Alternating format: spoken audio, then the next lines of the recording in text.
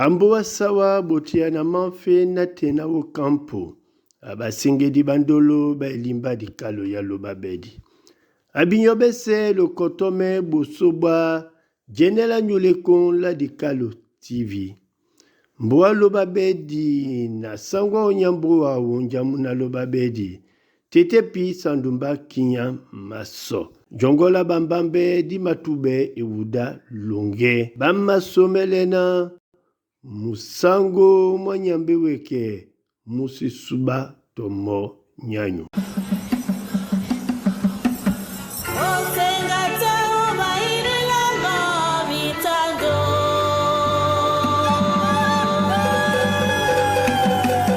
Ebe na ibete o masengandena aseponda bobe. Aseponda bobe. De nandeda nyambe weke. Di matunge tende. Mo mtuba mwa ponda bobe ke omboa sawai. Mo mtuba ma ngoa bobe ke omboa sawai. Dima yeye ma dima nunge mabongo. Dima koma na miso di ponda po boba su ba mayoye na ndutabu. Ajekila dituru wanye na nyubi mambo mese.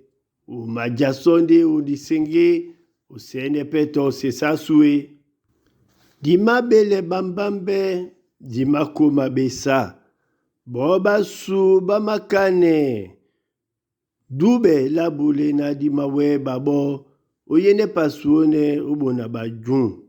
Nde mbembe sese na dala masonga.